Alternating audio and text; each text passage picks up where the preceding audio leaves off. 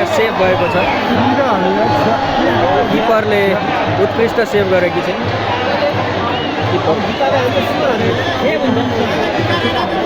अब यसैमा पहिलो पेनाल्टी हान्नको लागि एपिएफबाट अगाडि लम्किँदैछन्। हेरौँ के हुन्छ। पेनाल्टीको त राजै हो नि, रानी हो रानी। सेभ मार्नमा कति मजा आउँथ्यो।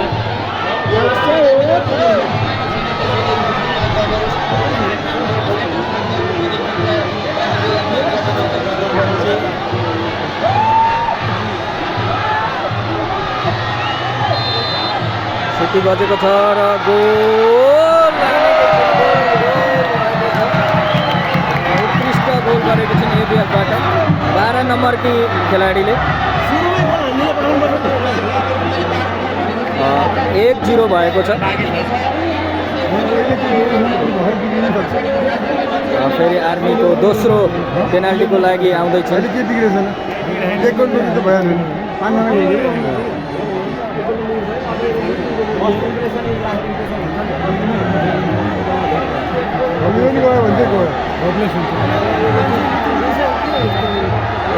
आर्मीबाट गोल भएको छ। आर्मीको पनि 1, एबिएफको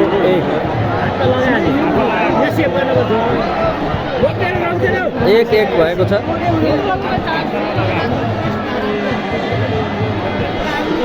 एपिएफबाट 11 नम्बरकी बहिनी अगाडि बढ्दैछ। राष्ट्रिय टिममा एउटा रोक्दियो त बराबर हुन्छ। नयाँ किपर भन्दा रहेछ जस्तो छ राष्ट्रिय टिमले अर्को बैकालमा। यस्तो प्रकारले हुँदैन। हेरौँ बहिनीले के गर्छन् एपिएफबाट।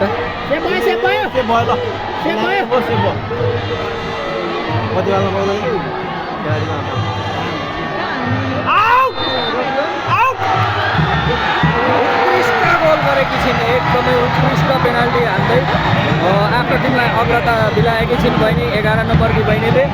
एपिएफ 2, आर्मी 1 भएको छ।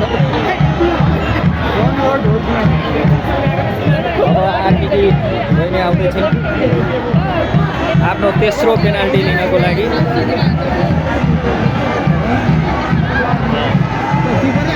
किपरले हान्दैछन् आर्मीबाट।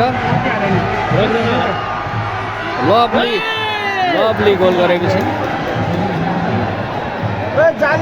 Army 2, APF 2। गोल भएको त खै त हुनेकै छैन त यहाँ।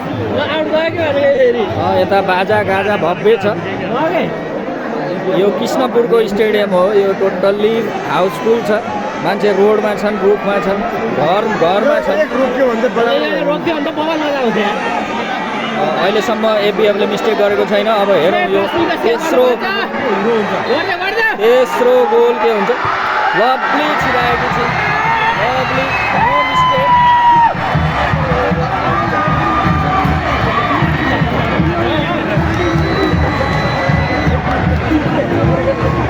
अहिलेसम्म आर्मीले एउटा मिस हान्यो पहिलो गोल।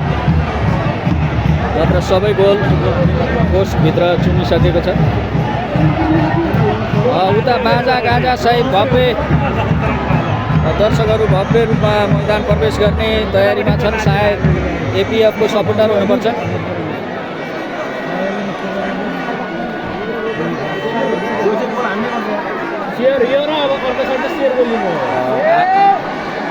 आर्मी आफ्नो चौथो पेनाल्टी लिन तयार हुँदैछ।